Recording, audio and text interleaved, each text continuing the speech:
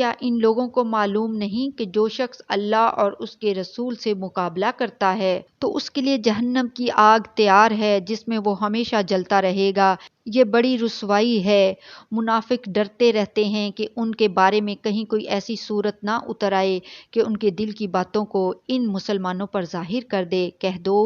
کہ ہنسی کیے جاؤ، جس بات سے تم ڈرتے ہو اللہ اس کو ظاہر کر دے گا، اور اگر تم ان سے اس بارے میں دریافت کرو تو کہیں گے ہم تو یوں ہی بات چیت اور دل لگی کرتے تھے۔ کہو کیا تم اللہ اور اس کی آیتوں اور اس کے رسول سے دل لگی کرتے تھے؟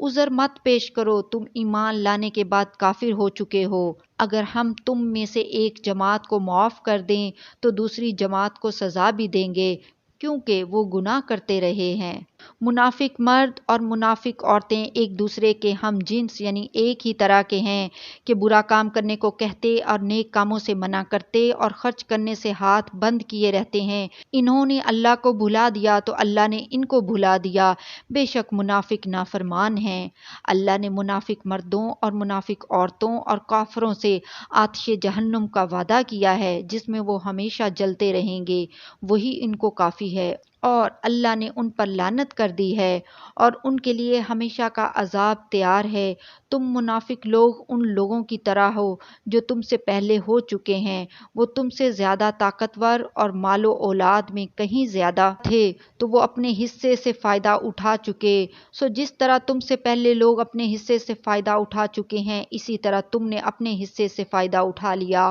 اور جس طرح وہ باطل میں ڈوبے رہے اسی طرح تم باطل میں ڈوبے رہے۔ یہ وہ لوگ ہیں جن کے اعمال دنیا اور آخرت میں ضائع ہو گئے اور یہی نقصان اٹھانے والے ہیں۔ کیا ان کو ان لوگوں کے حالات کی خبر نہیں پہنچی جو ان سے پہلے تھے، یعنی نوح اور عاد اور سمود کی قوم اور ابراہیم کی قوم اور مدین والے اور الٹی ہوئی بستیوں والے؟ ان کے پاس پیغمبر نشانیاں لے کر آئے اور اللہ تو ایسا نہ تھا کہ ان پر ظلم کرتا، لیکن وہی اپنے آپ پر ظلم کرتے تھے۔ اور مومن مرد اور مومن عورتیں ایک دوسرے کے دوست ہیں کہ اچھے کام کرنے کو کہتے اور بری باتوں سے منع کرتے اور نماز پڑھتے اور زکوٰۃ دیتے اور اللہ اور اس کے پیغمبر کی اطاعت کرتے ہیں، یہی لوگ ہیں جن پر اللہ رحم کرے گا، بے شک اللہ غالب ہے، حکمت والا ہے۔ اے اللہ ہم سب پر بھی رحم فرما، بے شک تو غالب ہے، حکمت والا ہے۔ آمین۔ اللہ نے مومن مردوں اور مومن عورتوں سے بہشتوں کا وعدہ کیا ہے جن کے نیچے نہریں بہہ رہی ہیں، وہ ان میں ہمیشہ رہیں گے، اور ابدی بہشتوں میں نفیس مکانات کا وعدہ کیا ہے، اور اللہ کی رضامندی تو سب سے بڑھ کر نعمت ہے، یہی بڑی کامیابی ہے۔ اے پیغمبر کافروں اور منافقوں سے جہاد کرو اور ان پر سختی کرو، اور ان کا ٹھکانہ دوزخ ہے اور وہ بری جگہ ہے۔ یہ اللہ کی قسمیں کھاتے ہیں کہ انہوں نے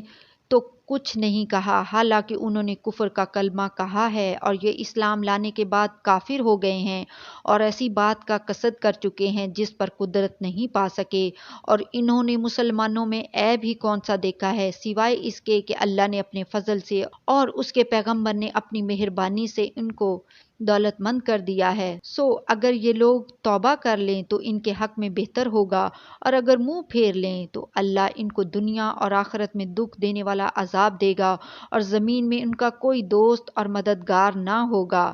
اور ان میں بعض ایسے ہیں جنہوں نے اللہ سے عہد کیا تھا کہ اگر وہ ہم کو اپنی مہربانی سے مال عطا فرمائے گا تو ہم ضرور خیرات کیا کریں گے اور نیکوکاروں میں ہو جائیں گے، لیکن جب اللہ نے ان کو اپنے فضل سے مال دیا تو اس میں بخل کرنے لگے اور اپنے عہد سے روگردانی کر کے پھر بیٹھے، تو اللہ نے اس کا انجام یہ کیا کہ اس روز تک کے لیے جس میں یہ اللہ کے روبرو حاضر ہوں گے ان کے دلوں میں نفاق ڈال دیا، اس لیے کہ انہوں نے اللہ سے جو وعدہ کیا تھا اس کے خلاف کیا، اور اس لیے کہ یہ جھوٹ بولتے تھے۔ کیا ان کو معلوم نہیں کہ اللہ ان کے بھیدوں اور مشوروں تک سے واقف ہے، اور یہ کہ اللہ غیب کی باتیں جاننے والا ہے؟ جو مسلمان دل کھول کر خیرات کرتے ہیں اور جو بیچارے غریب صرف اتنا ہی کما سکتے ہیں جتنی مزدوری کرتے اور تھوڑی سی کمائی میں سے بھی خرچ کرتے ہیں، ان پر جو منافق تان کرتے اور ہنستے ہیں اللہ ان پر ہنستا ہے اور ان کے لیے تکلیف دینے والا عذاب تیار ہے۔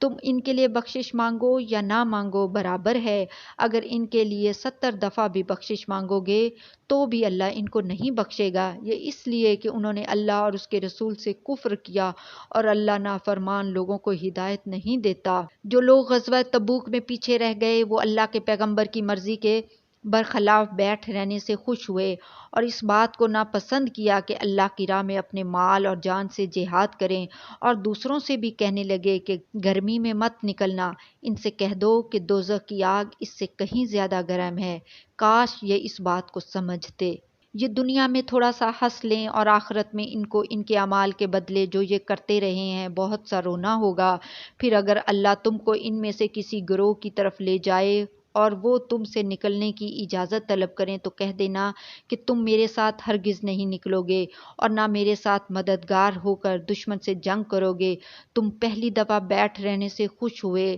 تو اب بھی پیچھے رہنے والوں کے ساتھ بیٹھے رہو، اور اے پیغمبر ان میں سے کوئی مر جائے تو کبھی اس کے جنازے پر نماز نہ پڑھنا اور نہ اس کی قبر پر جا کر کھڑے ہونا۔ یہ اللہ اور اس کے رسول کے ساتھ کفر کرتے رہے اور مرے بھی تو نافرمان ہی مرے، اور ان کے مال اور اولاد سے تعجب نہ کرنا۔ ان چیزوں سے اللہ یہ چاہتا ہے کہ ان کو دنیا میں عذاب کرے، اور جب ان کی جان نکلے تو اس وقت بھی یہ کافر ہی ہوں۔ اور جب کوئی صورت نازل ہوتی ہے کہ اللہ پر ایمان لاؤ اور اس کے رسول کے ساتھ ہو کر جہاد کرو، تو جو ان میں دولت مند ہیں وہ تم سے اجازت طلب کرتے ہیں اور کہتے ہیں کہ ہمیں تو رہنے ہی دیجیے کہ ہم بیٹھ رہنے والوں کے ساتھ ہو جائیں۔ یہ اس بات سے خوش ہیں کہ عورتوں کے ساتھ جو پیچھے رہ جاتی ہیں گھروں میں بیٹھ رہیں، ان کے دلوں پر مہر لگا دی گئی ہے،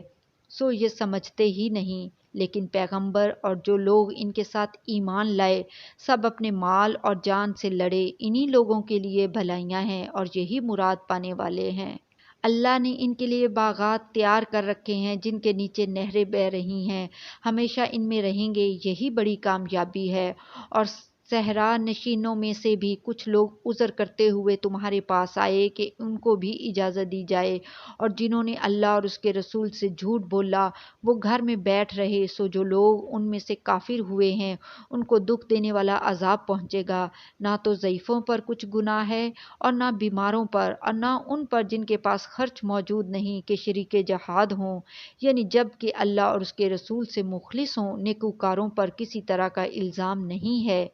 اور اللہ بخشنے والا ہے، مہربان ہے۔ اور نہ ان بے سر و سامان لوگوں پر الزام ہے جو